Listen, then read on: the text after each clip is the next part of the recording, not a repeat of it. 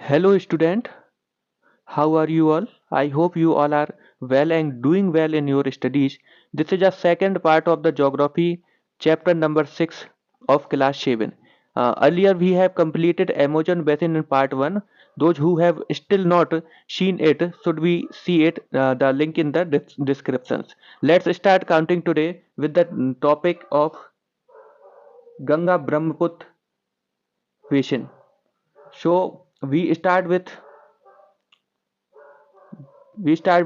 there. Okay, so the tributaries rivers of Ganga and Brahmaputra. So in the last video I explain the meaning of tributaries. अब फिर से मैं यहाँ पे बता देता हूँ, ये कोई मेन नदी है और उसमें जितनी भी सहायक नदियाँ होती हैं इसकी जो हेल्पर का काम करती हैं, आगे जाके इसमें अपना पानी मिला देती हैं, वो क्या क्या कहलाती है, इस नदी की ट्रिब्यूटरीज कहलाती हैं। तो जैसा कि आपको इसमें देखना है गंगा ब्रह्मपुत्र, और ये किस रीजन में पड़ेगा, तो आप सभी जानते हैं इंडिया की यहाँ पे बात होने वाली है। Together from the Ganga Brahmaputra basin, ठीक है ना, जो गंगा हुआ ब्रह्मपुत्र, वो बेसिन क्या कहलाता है। देखिए यहाँ से कोई गंगा निकली तो ये बेसिन नहीं है। अब गंगा में ये कोई रिवर मिली, ये मिली, ये मिली, ये मिली, ठीक है, और ये मान लो कोई यहाँ से मिली, ठीक है, ये यहाँ से मिली, तो ये पूरा जो एरिया है ये क्या कहलाता है, बेसिन। कौन से नाम पे पड़ेगा, तो जो मेन नदी होगी जिसमें सारे पानी मिला रहे होंगे, अपना रिवर्स जहाँ पानी मिला रही होंगी, वो क्या कहलाएगी, गंगा। मान लो गंगा मिला रही है तो गंगा बेसिन, ब्रह्मपुत्र में मिला रही है तो ब्रह्मपुत्र बेसिन, ये होता है द मीनिंग ऑफ बेसिन, ये होता है। ओके, तो यहाँ पे देखते हैं बेसिन इन द इंडियन सब continent, the basin lies in the sub tropical region. अब सब ट्रॉपिकल क्या है, तो ये पिछली वीडियो में आपको क्लियरफाई कर चुका हूँ। That is situated between 10 degree north to 30 degree north, ठीक है ना, 10 से 30 डिग्री के हमें देखना है, जो कि यही इंडिया का पार्ट है। आप इंडिया का जानते होंगे कि इंडिया कहाँ से कहाँ तक है, तो आपको इस बारे में पता होगा। यहाँ पे हम लोगों को देखना है the tributaries of river Ganga like Ghaghara. तो यहाँ से अब आपका इंपॉर्टेंट थोड़ा स्टार्ट होता है। तो गंगा की जो सबसे पहली सहायक नदी यहाँ पे बताई गई है वो क्या है, घाघरा है, सोन है, चंबल है, गंडक है, कोसी है ना। इसके अलावा आपको पता होगा यमुना है, सरस्वती है, टॉन्स है, ये भी कुछ और नदियां हैं, ठीक है। The tributaries of Brahmaputra drain it, look at the atlas and find name of some tributaries of the river Brahmaputra. अब आपसे कहा गया है कि आप वहां पे देखिए और बताइए कुछ ट्रिब्यूटरीज ऑफ जो ब्रह्मपुत्र है, ब्रह्मपुत्र में जो आके मिल रही हैं नदियां, जो उसकी सहायक नदियां, उसके बारे में बताइए। The plains of Ganga and the Brahmaputra. अब प्लेन्स क्या होता है, तो आप जानते हो रिवर जब आती है ना कहीं स्पीड से, जैसे आपके जो भी माउंटेन्स वाली एरिया होती है वहां से आती है, जैसे फॉर एग्जांपल गंगा जब आती है ना हिमालय से, उत्तराखंड वाले एरिया से आती है, तो वहां पे क्या है, तीव्र ढाल है तो निकल के आती है। तो यूपी में का जो मैदान है, प्लेन है, वो कौन बनाती है, मोस्टली गंगा और यमुना ही बनाती हैं। क्यों बनाती हैं, यहाँ से ये सेडिमेंट्स लाती हैं, फिर धीरे धीरे इनको यहाँ पे छोड़ देती हैं। जो सेडिमेंट्स यहाँ से बहा के ला रही हैं उसको यहाँ पे छोड़ देती हैं, ठीक है ना, और उसी से क्या हो, प्लेन्स बनते हैं। और आप जानते हो प्लेन्स बहुत फर्टाइल होते हैं। प्लेन्स रहने के लिए सबसे बेस्ट सूटेबल जगह होती है, क्योंकि दो रीजन है यहाँ पे। पहली चीज, जो प्लेन्स है उसकी जमीन बहुत फर्टाइल होती है, और जमीन फर्टाइल होगी तो यहाँ पे क्या होगा, कल्टीवेशन बड़े इजीली हो पाएगा। और सेकंड चीज है, जो कंस्ट्रक्शंस करने होते हैं ना आपको, रहने के लिए घर मकान बनाना, इसके अलावा जो भी कंस्ट्रक्शंस करने, बिल्डिंग्स बनाना, होटल्स बनाना, और आपका तमाम प्रकार की चीजें बनाना, तो वो कहाँ पे पॉसिबल होता है, प्लेन्स में। क्योंकि आप देखिए माउंटेन्स एरिया में पॉसिबल नहीं होता, और आपके प्लेटू में भी थोड़ा डिफिकल्ट होता है, पर प्लेन्स में बहुत ईजी होता है। इसलिए हमेशा आप देखेंगे कोई भी रीजन हो जो प्लेन्स का हो, वहाँ पे आपको पॉपुलेशन बहुत अच्छी खासी मिलेगी। आप देखते हैं जैसे यूपी, इंडिया में यूपी एक प्लेन्स एरिया है, तो प्लेन्स है और प्लेटू भी है, जैसे बुंदेलखंड एक प्लेटू है, पर मोस्टली प्लेन्स एरिया है। तो आप देखते हैं सबसे ज्यादा पॉपुलेशन आपको यूपी में देखने को मिलती है। चलिए यहाँ पे टॉपिक पे देखते हैं। आपको ये एक खूबसूरत सी तस्वीर लगाई गई है, ये इमेज है आपकी ब्रह्मपुत्र रिवर की। आगे देखिए यहाँ पे, आगे यहाँ पे देखते हैं, आपको देखिए यहाँ पे इंडिया दिखाया गया है पूरा मैप में, आप देख पा रहे होंगे, ठीक है ना। यहाँ से आपका इंडिया स्टार्ट होता है, आप इसको देख पा रहे होंगे, और यहाँ पे आपको इतनी से मतलब है, जो आप ये ग्रीन पार्ट देख पा रहे हैं ये है गंगा ब्रह्मपुत्र बेसिन। ओके, ये जो आप ग्रीन पार्ट देख पा रहे हैं ये कितने डिग्री है, ये आप देखिए, ये लाइन दी है, ये 24 नॉर्थ है, 24 नॉर्थ है, क्योंकि इंडिया का है नॉर्थ में सिचुएटेड है। पर आप देख पा रहे होंगे लगभग ये जो 20 जा रही है ना, 20, यहीं से लगभग लगभग आप समझ सकते हैं कि हमारा जो गंगा ब्रह्मपुत्र रीजन है ये लगता है यहाँ से कहाँ तक जा रहा है, तो आप देखिए यहाँ तक लगभग 30 तक जा रहा है, लगभग 30 तक जा रहा है। तो ये देख पा रहे होंगे आप, यहाँ से आपकी गंगा आ रही है, ये आपकी देखिए यहाँ से गंगा आती है यूपी से होते हुए उत्तराखंड, यूपी, बिहार, ठीक है, पटना, फिर कोलकाता आपकी, और कोलकाता से फिर बांग्लादेश में निकल जाती है। यहाँ से इसकी दो ब्रांचेस हो जाती हैं, 2 ब्रांच में डिवाइड हो जाती है। और जो आपकी कोलकाता में उसको हुगली या हुबली बोलते हैं, ओके, हुगली या हुबली भी बोला जाता है। और एक निकल जाती है बांग्लादेश को, आप पद्मा के नाम से बांग्लादेश में जाना जाता है, गंगा जी को पद्मा बोल दिया जाता है। ये हो गई गंगा जी की बात। अब गंगा जी की बात आप यहाँ से देख पा रहे होंगे, यहीं से मानसरोवर नामक एक हिमालय पे जगह है, अ, सुना होगा आपने, कैलाश सरोवर, मानसरोवर, वहां से ब्रह्मपुत्र निकलती है। पर ब्रह्मपुत्र यहाँ से आप देखिए एक ही हिमालय से निकल रहे हैं, मान लो सपोज दैट ये है हिमालय, सपोज दैट ये आपका हिमालय है, ठीक है। अब यहीं से आपको दोनों रिवर्स निकलती दिख रही हैं, ये भी यहीं से आ रही है और ब्रह्मपुत्र भी आ रही है, पर ये बैक साइड से आती है ना। अब बैक साइड से आएगी तो चाइना और नेपाल होते हुए आती है। तो ये कहाँ से होती हुई आती है, चाइना और नेपाल, यहाँ से चाइना और नेपाल वाले तिब्बत वाले पार्ट से फिर यहाँ से एंट्री लेती है आपकी अरुणाचल प्रदेश वाले एरिया से, ठीक है। अरुणाचल प्रदेश, सिक्किम, असम, इस वाले एरिया से आती है। आप देख पा रहे होंगे यहाँ से आती है, और ये यहाँ से आ रही है त्रिपुरा होते हुए, और फिर यहाँ पे आ गई कहाँ, तो ये देखिए ये ब्रांच आ रही थी गंगा की, और ये आ गई ब्रह्मपुत्र की, और यहाँ पे मिल गई, और यही आगे जाके वे ऑफ बंगाल में डेल्टा बना देती है, ठीक है। तो ये आपको थोड़ा क्लियर हुआ होगा। और ट्रिब्यूटरीज क्या है, तो इसमें देखिए बड़ी एक चीज दिखाई गई है, ये देखिए ये जो आ रही है ये नदियाँ, ये नदियाँ दिखाएंगे ये आपको, ये रिवर्स हैं, ये कहाँ जा रही है, गंगा में। अब पूरा देखो देखा जाता है, ये मान लो एक एग्जाम्पल के मैं कहूँ ये जा रही है, देखिए आप देख पा रहे हो ये जा रही है, लेकिन इसमें एक और यहाँ से मिल रही है, तो ये भी गंगा की हुई, डायरेक्ट नहीं पर गंगा की हुई। देखिए ये यहाँ पहुंच रही है। अब मान ली ये यहाँ पहुंची, पर ये किस किस का पानी ले जा रही है, 1 2 3 4, 4 रिवर्स का पानी लेके ये मिल रही है, ठीक है। यहाँ से भी देखो आप मिल रही हैं, गंगा में कितनी सारी नदियां मिल रही हैं, तभी गंगा इतनी लंबी इंडिया में पाई जाती है। चलिए, ये तो एक मैप था जो आपने देख लिया होगा, गंगा कहाँ से निकलती है और अपना जो आपकी ब्रह्मपुत्र है वो कैसे बैक साइड से एंट्री लेती है ना, north east part of the India से। यहाँ पे देखते हैं Himalayas and the Sundarbans delta R the main features of the basin. क्यों है, तो हिमालय से निकलती है, और आपको पता होगा कोलकाता में, पश्चिम बंगाल में, है ना, कोलकाता नहीं वेस्ट बंगाल बोलें तो ज्यादा सही रहता है। वेस्ट बंगाल में क्या होता है, ये सुंदरबन डेल्टा बनाती है।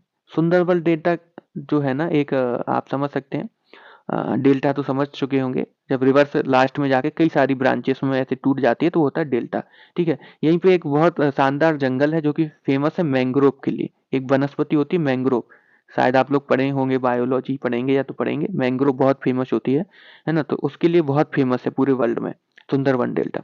देखिए यहाँ पे oxbow lakes dot the plain areas, the areas is dominated by monsoon climate. अब देखिए सबसे पहले तो आप ऑक्सबो लेक्स आप रिवर्स वाले चैप्टर में पढ़ के आए ज्योग्राफी में, इसी क्लास में 7th में 2nd या 3rd चैप्टर आपने पढ़ा होगा, जब वर्क ऑफ अ रिवर, उसमें बताया गया था कि जो ऑक्सबो टाइप में ऐसे बन जाती है ना, ऑक्सबो टाइप में जब रिवर्स मियंडर्स ऐसे होते हैं मियंडर्स, और जब मियंडर्स बहुत समय बाद टूट के ऐसे बना देते हैं ऑक्सबो के शेप में, तो ये क्या हो जाती है, ऑक्सबो लेक्स बन जाती है। The area is dominated by the monsoon climate. The monsoon bring rains from the mid June to mid September. The summers are hot and the winters cool. अब इस चीज को यहाँ पे समझिए, तो यहाँ पे देखिए the monsoon bring rains from mid June to mid September. देखिए क्या है कि एक मानसूनी एरिया है बहुत अच्छा, क्योंकि यहाँ पे देखिए आप मिड जून से, मतलब जून का जो आपका मंथ है, मिड जून से मिड सितंबर, यानी आप लगभग समझ सकते हैं जून जुलाई अगस्त सितंबर, लगभग 3 से 3.5 महीने जो आपके 3 मंथ मान सकते हैं आप, जो हैं वो क्या है, यहाँ पे मानसूनी, मानसून मतलब रेन्स करते हैं, बारिश करते हैं, तो आप सब जानते हो रेन्स भी जरूरी है ना। और इसके अलावा क्यों, तो देखिए आगे दिया गया समर्स आर हॉट, जब गर्मियाँ आती हैं तो गर्म होते हैं, और जब ठंडे आती हैं तो कूल हो जाते, ठंडे हो जाते, इसलिए एरिया सबसे सूटेबल है, क्योंकि देखिए यहाँ पे गर्मी भी पड़ती है, सर्दी भी पड़ती है, और मानसून भी आता है, तीनों चीजें यहाँ पे होती हैं। और इसका एक और एग्जाम्पल आप समझते होंगे, यूपी में अब बारिश कम होने लगी है, पर पहले बहुत सूटेबल जगह थी। आप देखते हैं गर्मियों में गर्मी भी होती है, सर्दी में सर्दी भी होती है ना, और बारिश में बारिश अब भी होती है, पर पहले जितनी नहीं होती, उसके दूसरे रीजन हैं आपको पता होगा। तो यहाँ पे टॉपिक पे वापस आते हैं। Look at the map of India, find out the states in which the Ganga Brahmaputra basin lies. अब आपको बताया गया जो 6.8 आपको दिया गया है, इसमें आप बता सकते हैं क्या कि किन किन स्टेट में और गंगा ब्रह्मपुत्र का बेसिन पूरा पूछा गया है ना, गंगा ब्रह्मपुत्र बेसिन लाइज। तो देखिए यहाँ से हम स्टार्ट करते हैं, थोड़ा सा आपको बता देते हैं। देखिए ये आप समझ रहे हैं उत्तराखंड वाला पार्ट है, ये यूपी हो गया, ठीक है। ये आपका एमपी का भी थोड़ा पार्ट हो गया, है ना, ये आपके एमपी का भी पार्ट हो गया, इस एरिया से आ रही है आपकी, लगभग राजस्थान वाले एरिया से आ रही है, ठीक है। ये वाला जो एरिया, ये राजस्थान वाला एरिया थोड़ा सा है, एमपी वाला एरिया है, एमपी वाला है, यूपी वाला हो गया, और वेस्ट बंगाल है, अरुणाचल प्रदेश है, त्रिपुरा है, ठीक है, और इसके अलावा आप देखिए सिक्किम है। तो ये चीजें कहाँ बेसिन बना रही हैं, ये आप देख चुके हैं। आगे देखिए the basin areas has varied topography. देखिए यहाँ की जो स्थलाकृति है, टॉपोग्राफी है, कई कई टाइप की पाई जाती हैं, है ना, अलग अलग पाई जाती हैं। इसके बारे में देखते हैं। The environmental play a dominating role in the distribution of population. जैसा कि मैंने अभी बोला था थोड़ी देर पहले ही कि जो पॉपुलेशन है वो कहाँ सबसे ज्यादा पाई जाएगी, इसमें किसका, एनवायरमेंट का बहुत रोल है ना, एनवायरमेंट का बहुत रोल है। जहाँ अच्छे से क्लाइमेट चलता है वहाँ ज्यादा पॉपुलेशन पाई जाती है। The mountain areas with steep slopes have the mountains area with steep slope has in hospitalised train. देखिए जो माउंटेन्स होते हैं वो आप सब जानते हो ऐसे होते हैं, ठीक है, ऐसे होते हैं। अब यहाँ पे सोचिए ये जो एरियाज हैं, क्या इन पे लाइफ पॉसिबल है, नहीं है। क्या इन पे कल्टीवेशन पॉसिबल है, नहीं है। अब आपको एक एरिया ये दी गया है प्लेन, इस पे पॉसिबल है, हाँ आप कंस्ट्रक्शंस भी कर सकते हैं, और इजीली कहीं आ जा सकते हैं, इजीली यहाँ पे कल्टीवेशन कर सकते हैं। तो आप देखेंगे हमेशा जो आपकी माउंटेन वाले एरिया होते हैं ना, जैसे हिमाचल प्रदेश हुआ, उत्तराखंड हुआ, यहाँ पे लाइफ थोड़ी डिफिकल्ट है, इसलिए यहाँ पे पॉपुलेशन भी कम पाई जाती है।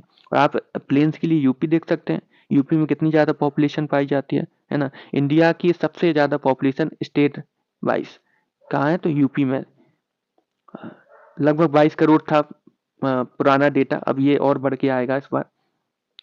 तो आगे देखिए therefore less number of people live in the mountain area of the Ganga Brahmaputra basin. अब जो गंगा ब्रह्मपुत्र बेसिन बनाती है इसमें बहुत कम लोग रहते हैं, कहाँ पे, जहाँ पे माउंटेन्स वाले एरिया जैसे उत्तराखंड और हिमाचल प्रदेश हुआ, यहाँ पे बहुत कम लोग रहते हैं।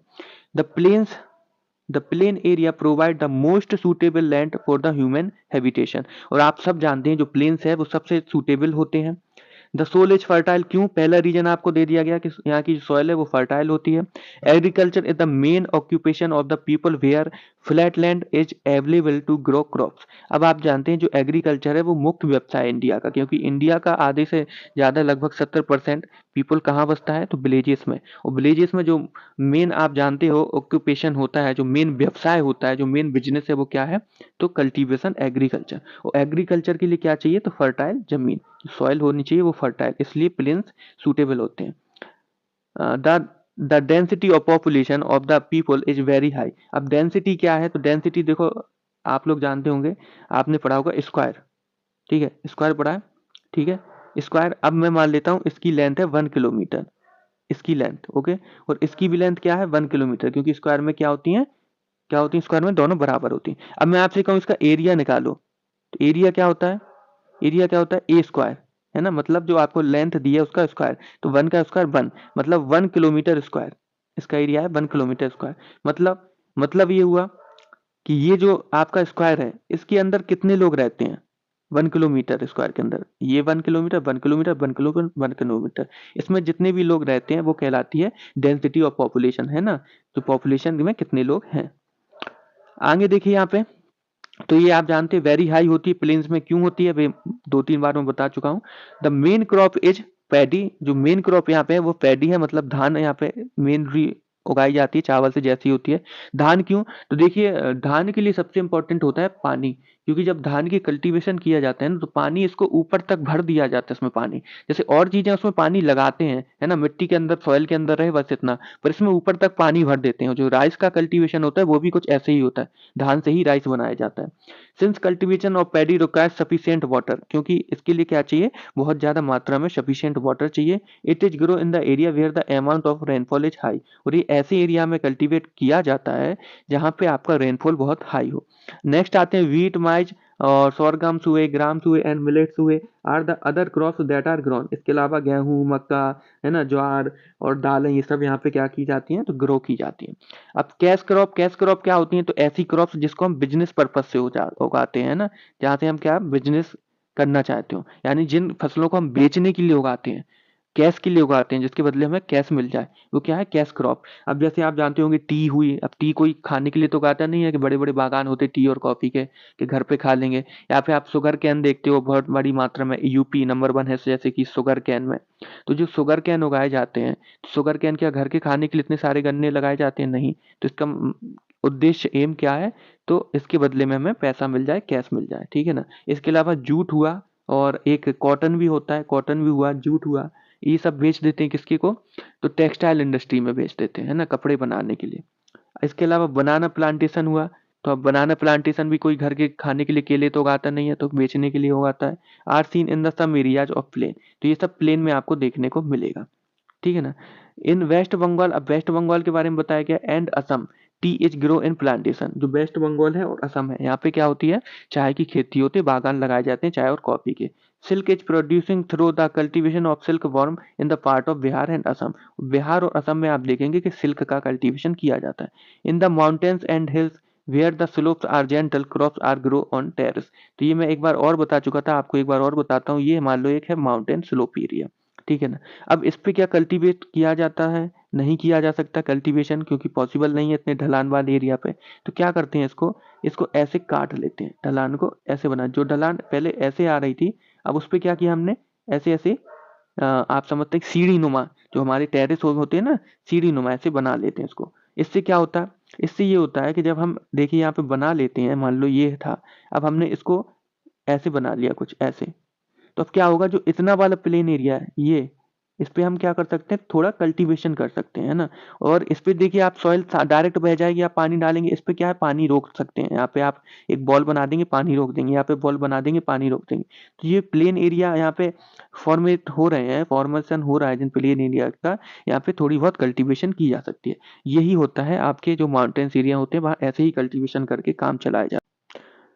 The vegetation over the area varies according the type of landform, और यहाँ पे जो वेजिटेशन पाया जाता है वो किस पे डिपेंड करता है कि वहाँ पे कैसा लैंडफॉर्म है। माउंटेन है तो अलग पाया जाएगा, प्लेन्स है तो अलग पाया जाएगा, प्लेटूज बना रहे हैं तो अलग टाइप का पाया जाएगा।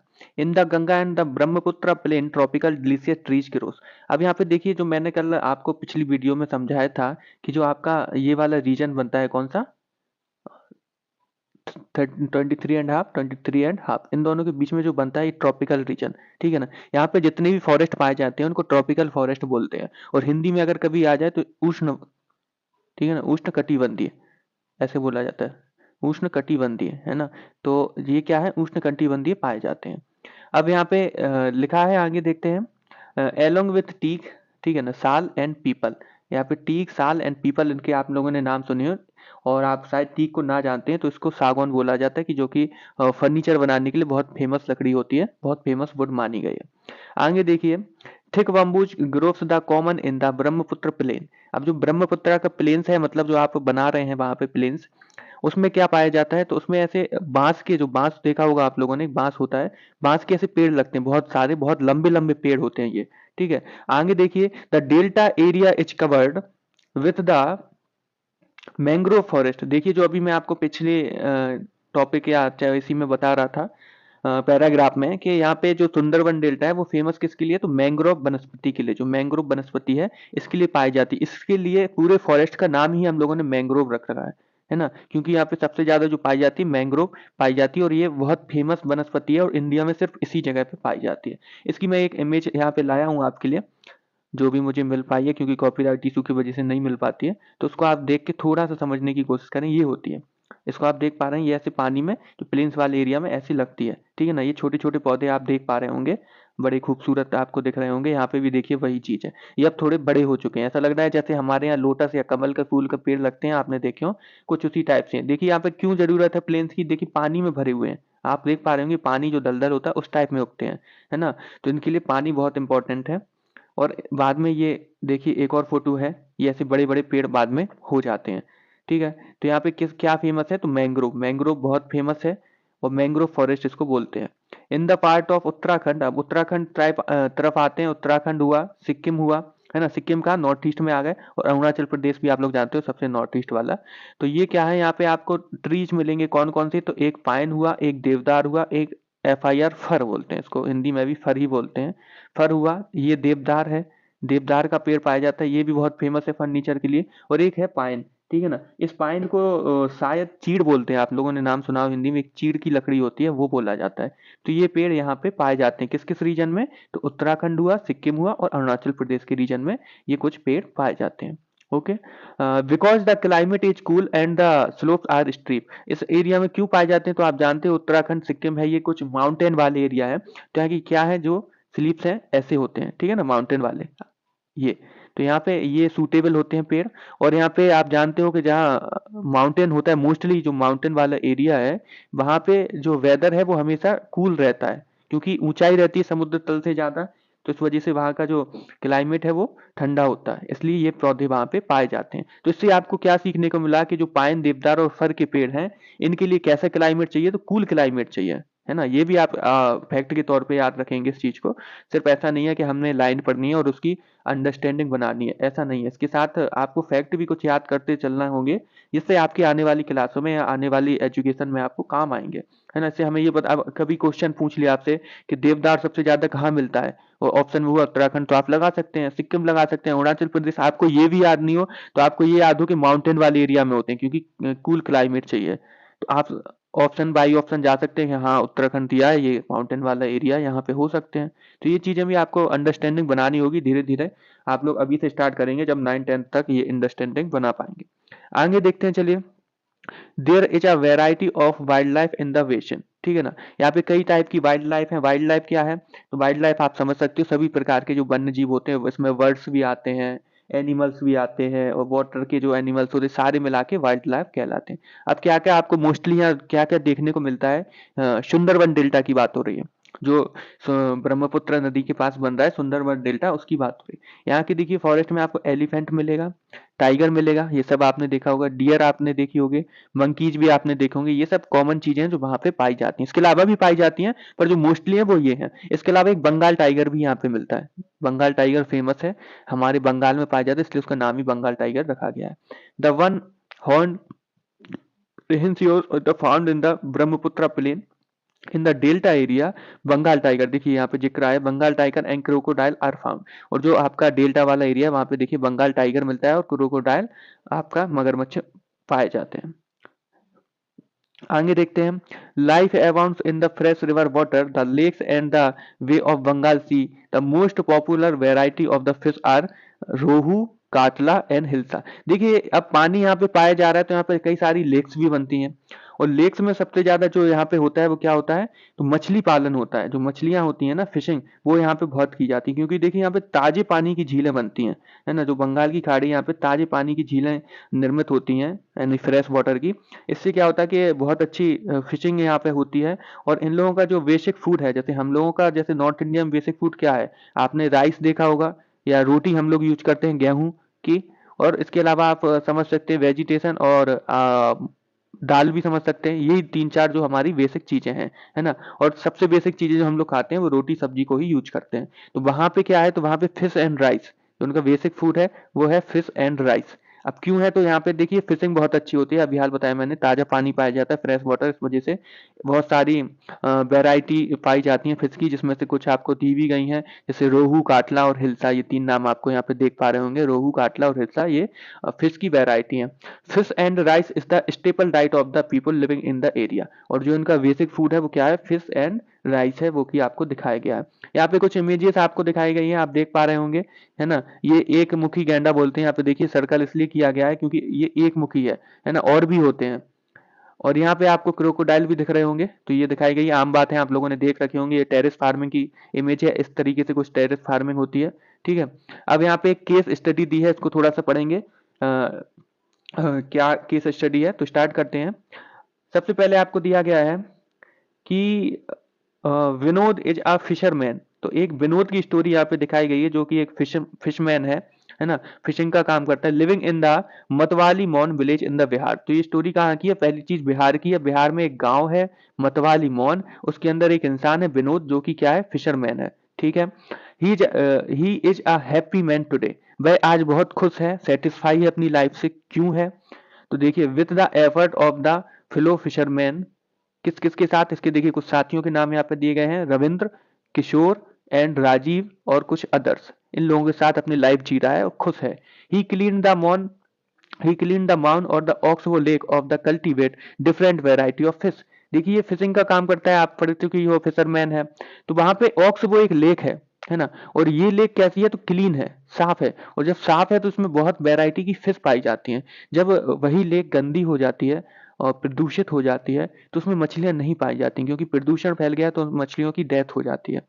तो क्लीन जब लेक होती है तो वहाँ बहुत वैरायटी की मछली पाई जाती है, बहुत अच्छा मछली पालन होता है। देखिए यहाँ पे इमेज लगाई गई है आपको क्लीन लेक की, है ना, बढ़िया क्लीन लेक है, आप समझ लो यही बैठा हो सकता है विनोद। तो आगे देखते हैं, द लोकल वीड, है ना। अब लोकल वीड कौन सी, वेलिनेरिया आपकी दी है, हाइड्राला दी है, ये दो नाम दिए गए। That grow in the lake is the food of the fish. ये दो क्या है, तो ये दो एक टाइप से पेड़ है, आप समझ सकते हो। आपने देखा हो नदी या जिसने भी रिवर्स या ऐसे तालाब वगैरह देखे होंगे ना, तो उसके अंदर एक वनस्पति उगती है, आप लोगों ने देखा हो, छोटे छोटे जो पेड़ पौधे उगते हैं उसी के अंदर से लेक के अंदर उग रहे हैं, तो उसको मछलियां क्या करती हैं, खाती हैं, इनका मेन फूड है। तो यहाँ पे दो टाइप के जो लोकल वीड है, किसके लिए, फिशिंग के लिए। फिश के लिए जो है वो आपको दी गई है, वेलेनेरिया और हाइड्रा, ये क्या है, तो ये इनका लोकल जो फिश हैं उनका क्या है, भोजन है, मछलियों का भोजन है। तो ये सब होती है। The land around the lake is fertile. अब देखिए जो लेक है, ये कोई लेक है, तो इसके अगल बगल जितनी भी जमीन होगी ना, ये फर्टाइल होती, कहीं भी अगर वाटर रिसोर्सेस है तो उसके बगल वाली जमीन हमेशा फर्टाइल होगी, ये रूल है। he saw crops such as paddy, maize and pulses in these field। और जो ये फर्टाइल लैंड है, यहाँ पे क्या क्या उगाया जाता है, तो आप देख पा रहे होंगे यहाँ पे धान की खेती हो रही है, मक्का की खेती हो रही है, पल्सेस दालों की खेती होती है ना। तो किस क्या क्या कल्टीवेशन किया जाता है, तो आपने देख लिया कि यहाँ पे धान का, पैडी, और आपका जो माइज हुआ, और आपकी पल्सेस दालें हुई, इनका कल्टीवेशन किया जाता है। The buffalo is use to plough the land. और जो लैंड है, जो उनका मतलब आप समझ सकते हैं हिंदी में खेत है, उसको जोतने के लिए, उसको प्लॉग करने के लिए जो यूज किया जाता है, तो किसका, बफेलो। अब बफेलो आप लोग सब जानते होंगे किसको बोलते हैं, तो भैंसों का यहाँ पे यूज बताया गया है कि भैंसों का यूज ये लोग करते हैं। The community is satisfied. और जो यहाँ पे कम्युनिटी पाई जाती है, कम्युनिटी क्या है, तो थोड़ा ग्रुप ऑफ पीपल से आप समझ सकते हैं, कुछ लोगों का समूह कम्युनिटी कहलाता है। तो यहाँ पे जितने भी लोग रहते हैं इस गांव में, वो लोग क्या है, सेटिस्फाई हैं, संतुष्ट हैं अपनी लाइफ से, जो उनकी लाइफ चल रही है उससे वो लोग क्या है, तो संतुष्ट हैं, जैसी भी उनकी लाइफ है वो लोग उससे खुश हैं, संतुष्ट हैं, जो कर रहे हैं उसमें उन्हें बढ़िया लग रहा है। आगे देखिए जो आपकी स्टोरी में दिया गया है, there is enough fish catch from the river. और यहाँ पे इतनी पर्याप्त फिश है कि ये लोग जो पकड़ते हैं, इनफ फिश टू ईट, तो वो उनके लिए खाने के लिए पर्याप्त है, and enough fish to sell in the market. मतलब इतनी ज्यादा फिश ये लोग पकड़ लेते हैं कि ये लोग घर का में भी खा लेते हैं और मार्केट में उसको बेच भी आते हैं, इससे इन्हें मनी भी मिल जाती है, तो इनकी लाइफ बढ़िया चल रही है। They have even begin supply to the neighbouring town. और जो फिश है इसको जो नेहेवियरिंग टाउन है उसमें भी सप्लाई करते रहते हैं। The community is living is harmony with the nature. और जो यहाँ की कम्युनिटी है ना, जो यहाँ के लोग हैं, कम्युनिटी क्या है, तो वो मैं बता चुका हूँ, जो यहाँ के लोग हैं, समुदाय हैं, वो प्रकृति के साथ सद्भाव में रह रहे हैं। मतलब आप देखो, हार्मोनी लिविंग मतलब जो प्रकृति है, क्योंकि देखिए लेक में काम कर रहे हैं, वो क्या है, नेचुरल है, नेचर के करीब है। और इसके अलावा फिशिंग कर रहे हैं, वो भी नेचुरल होता है, नेचर के करीब है ना। तो ये लोग क्या है, जो यहाँ का नेचर है उससे क्या है, खुश हैं, वहाँ बढ़िया नेचर के साथ रहते हैं, नेचर में घुले मिले हैं और अपनी लाइफ जी रहे हैं। As long as the pollution from the nearby towns do not find. अगर अगल बगल के शहरों से जो लेक है, इन लेक में अगर पॉल्यूशन ना हो, है ना, जो प्रदूषित चीजें हैं, फैक्ट्रियों से आती हैं, घर से आती हैं, मकान से आती हैं, जो भी गंदगी आती है, अगर इन लेक्स तक ना पहुंचे, तो यहाँ पे बड़ी अच्छी फिशिंग होगी। The fish cultivation will not face any threat, है ना। तो अगर ये प्रदूषण या पॉल्यूशन नहीं पहुंचता है लेक्स तक, तो इन लोगों की लाइफ बहुत अच्छी रहेगी, बहुत अच्छी ये फिशिंग कर सकते हैं। पर एक्चुअली में क्या होता है, यहाँ पे आप देख पा रहे होंगे एक टाइप से आपको यहाँ पे गंदा दिख रहा होगा इसका पानी, है ना।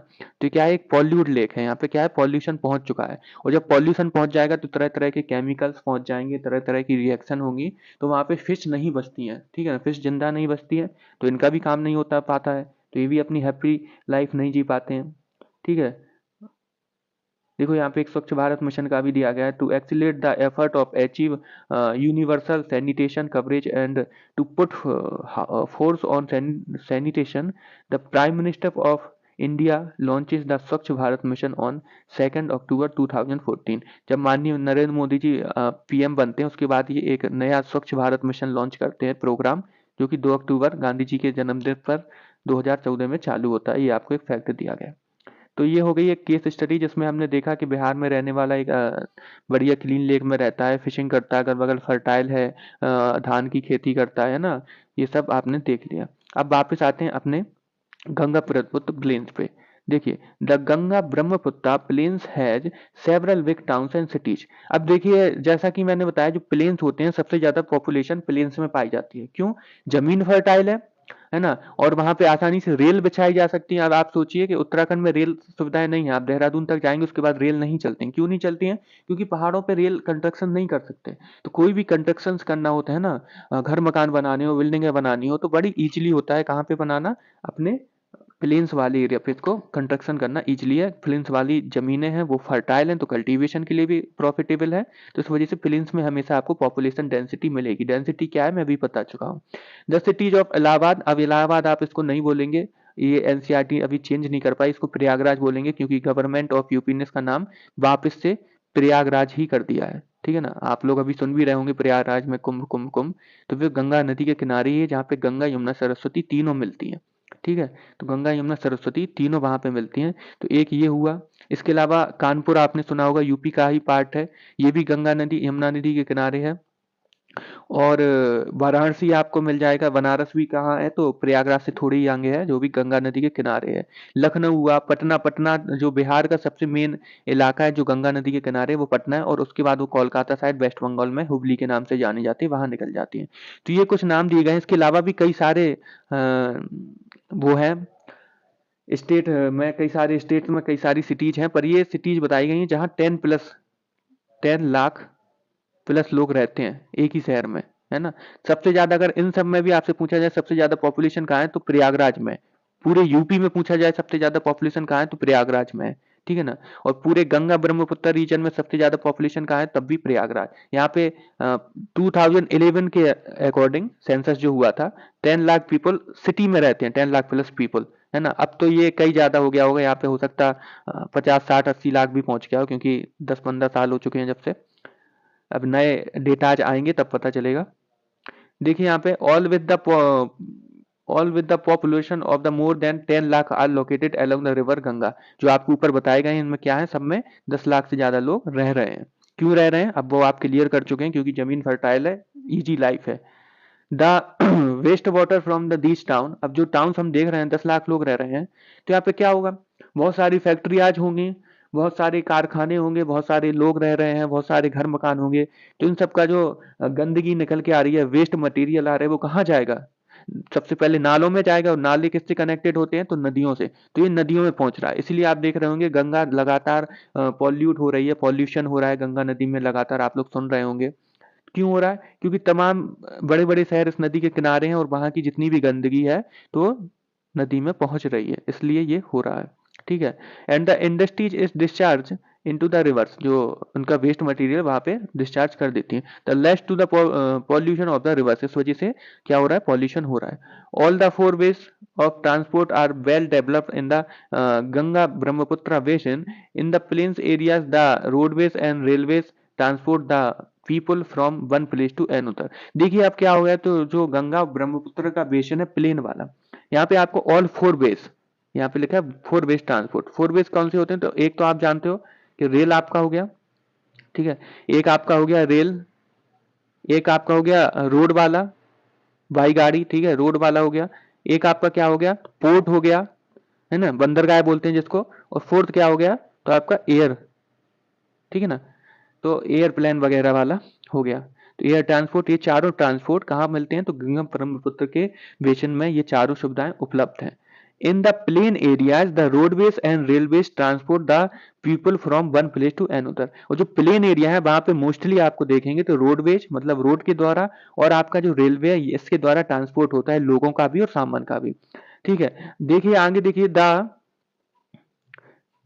वाटरवेज। अब वाटरवेज के बारे में जानते हैं, जो पानी का रास्ता है, पोर्ट वगैरह। Is an effective mean to transport particularly along the rivers. Kolkata is an the important port on the river Hooghly. The plain are also has the large number of airport. अब यहाँ पे देखिए एक छोटा सा फैक्ट मैं आपको बताऊं, जो इंडिया का सबसे बड़ा पोर्ट है ना, जिसको हिंदी में कहते हैं बंदरगाह, हिंदी में बंदरगाह बोलते हैं इसको, बंदर से रिलेट मत करना, मंकी से, ठीक है। पोर्ट होता है तो यहाँ से बड़ी बड़ी शिप जाती हैं, जो हम लोग एक्सपोर्ट करते हैं ना या इंपोर्ट करते हैं, वो बाई शिप होता है। बाई रोड बाई ट्रेन विदेशों से माल ले जाना पॉसिबल नहीं है। ठीक है। तो हम लोग किसका यूज करते हैं, बड़े बड़े सीज से, ओशियन से होके भेजते हैं, तो बड़ी बड़ी शिप का यूज करते हैं। और ये शिप कहाँ से लोड होती हैं और खाली होती हैं, तो पोर्ट से। और इंडिया का सबसे बड़ा पोर्ट कौन सा है, तो आपका यही है जो हुगली नदी के किनारे है, कोलकाता में। ठीक है। और इसके अलावा एयरपोर्ट की सुविधाएं भी हम लोगों के पास हैं। हम सिर्फ इस पर्टिकुलर रीजन को समझ रहे हैं, गंगा और ब्रह्मपुत्रा का। ये मत कहना कि यहाँ एयरपोर्ट नहीं है, वहां एयरपोर्ट नहीं है, तो सिर्फ इतने का देख रहे हैं। यहाँ पे देखिए बढ़िया आपको टाइगर भी दिया गया है। आगे देखिए, tourism is another important activity. और यहाँ पे जो टूरिज्म है वो एक और इम्पोर्टेंट एक्टिविटीज है।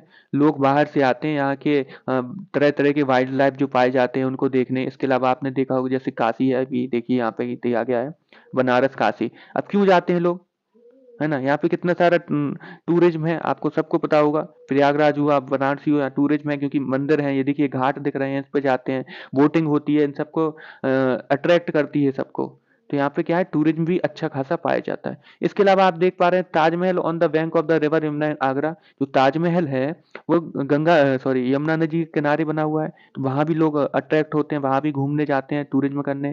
Prayagraj on the confuse on the reverse of Ganga and Yamuna and Saraswati, यहाँ मिसिंग है सरस्वती, तो सरस्वती, गंगा और यमुना इसके किनारे है प्रयागराज, तो वहां भी लोग अट्रैक्ट होते हैं। और आपको पता ही है अभी तो महाकुंभ वहां पे चल रहा है, तो कहने ही क्या है, सबसे ज्यादा भीड़ ही अभी वहां पे है, सबसे ज्यादा लोग, सबसे ज्यादा पॉपुलेशन अभी प्रयागराज में है, पूरे वर्ल्ड में अगर पूछा जाए। और प्रयागराज में इतनी पॉपुलेशन है कि लगभग 200 देशों में, इंडिविजुअली 200 देशों में इतनी पॉपुलेशन ही नहीं है। आप देखेंगे कुछ ही बड़े पॉपुलेशन वाले देश हैं हमारी अर्थ पे बस, बाकी किसी की 10 करोड़ है, किसी की 5 करोड़ है, सिर्फ इतनी पॉपुलेशन है, छोटे छोटे देश है। आप सोचिए 10 करोड़ केवल अभी पॉपुलेशन है प्रयागराज की। ठीक है। तो ये सब क्या है, अट्रैक्ट करते हैं। मतलब हमने देखा कि यहाँ पे क्या क्या है, अभी बाद में मैं आपको कंक्लूजन में बता दूंगा। देखिए यहाँ पे, and the Buddhist steps in Uttar Pradesh and Bihar, Lucknow with the it's Imambara. आप देखिए जो बुद्धिस्ट स्तूप मिलते हैं वो कहाँ कहाँ मिलते हैं, तो आपके बिहार और यूपी वाले एरिया में पाए गए हैं। इसके अलावा लखनऊ में इमामबाड़ा है, वो भी लोगों को अट्रैक्ट करता है, टूरिज्म प्लेस है। असम में आप देखते हैं काजीरंगा हुआ, काजीरंगा एक वो है, आप क्या बोलते हैं इसको, वाइल्ड लाइफ सेंचुरी है। ठीक है। इसके अलावा and Manas with the wild life sanctuaries and the Arunachal Pradesh with the distance tribal culture. और जो आपका अरुणाचल प्रदेश है, यहाँ पे क्या है कि जो ट्राइबल कल्चर है ना, जो आपके लोग बाग रहते थे पहले जंगलों में, ट्राइबल ग्रुप्स, वो भी लोगों को अट्रैक्ट करते हैं। तो ये सब क्या है, विजिट करने के लिए टूरिज्म की प्लेस है। ठीक है। यहाँ पे ये आपका कंप्लीट हो जाता है। तो आपने देखिए यहाँ पे क्या क्या देखा, जो गंगा पुत्र ब्रह्मपुत्र आपका बेसिन है वो किन एरिया में है, कहाँ तक फैला है। इसके अलावा यहाँ पे कैसे फॉरेस्ट मिलते हैं। अब फॉरेस्ट में फिर आपने क्या देखा, किस किस टाइप के यहाँ पे पेड़ मिल रहे हैं, दो चीजें हो गई। तीसरी चीज जो आपने देखी कि यहाँ पे कैसी कैसी वाइल्ड लाइफ है ना, कैसे कैसे जानवर यहाँ पे मिलते हैं, ये भी आपने देख लिया। इसके अलावा प्लेन्स हैं, लैंडफॉर्म देख ली तीनों, कौन कौन सी लैंडफॉर्म मिलती है। इसके अलावा आपने इस एरिया में क्या देख लिया, तो फिफ्थ चीज आपने कल्टीवेशन भी देख लिया, क्या क्या कल्टीवेट करते हैं। ठीक है, कल्टीवेशन देख लिया। इसके अलावा एक आपने केस स्टडी देख ली लेक के ऊपर। और इसके अलावा आपने जो और चीज देखी है वो कौन सी देख ली लास्ट में, टूरिज्म। ठीक है, टूरिज्म भी आपने देख लिया। और इसके अलावा ट्रांसपोर्ट भी आपने देख लिया। तो ये 8-9 चीजें आपने देखी हैं, किसके बेस पे, तो दोनों नदियों के, गंगा और ब्रह्मपुत्र के बेस पे आपने देख ली। तो ये यहाँ पे कंप्लीट होता है चैप्टर। इसके बाद मैं क्वेश्चन आंसर सारे चैप्टरों के एक साथ करा दूंगा, 1 बाय 1 पहले चैप्टर कंप्लीट कर लेंगे। ठीक है ना, ये सारे चैप्टर कंप्लीट कर लें तो फिर क्वेश्चन आंसर कंप्लीट कर दूंगा एक सीरीज में। देखिए यहाँ पे कुछ मैंने इमेज लगाई थी, वो मैं आपको दिखाना चाहता हूँ। ये आप देख पा रहे होंगे, इजीली शायद दिख रहा होगा, ऐसे ओक्सबो बनाती है ना। आप देख पा रहे हैं ये वाले, ये ये ओक्सबो बना रहे हैं या नहीं, ये मियंडर्स। तो ये टाइप के हैं, ये इमेज आप देख सकते हैं, इससे समझ सकते हैं। इसके अलावा ये मैंग्रोव मैंने आपको दिखाई दी थी, ये मैंग्रोव जो है। इसके अलावा देखिए यहाँ पे खूबसूरत वर्ड्स भी पाए जाते हैं, कुछ ऐसे देख पा रहे होंगे आप, खूबसूरत वर्ड्स पाए जाते हैं। और ये भी आप देखिए एनिमल्स हैं। और ये आप देखेंगे ना जब ओवरव्यू ऊपर से, है ना, तो कुछ ऐसा दिखेगा। अब आप सोचिए कितना खूबसूरत लग रहा है। ये इतना छोटा नहीं जितना छोटा आप इमेज में देख पा रहे हैं, ये बस ऊपर से ऊपर व्यू है। तो इतना अच्छा जो बनाते हैं डेल्टा, वो ये है, डेल्टा वाला पार्ट है, ये दिखाया गया आपको। ओके, आई होप आप लोगों को इससे हेल्प मिले। चलिए इसको यहीं तक रखें, थैंक यू वेरी मच।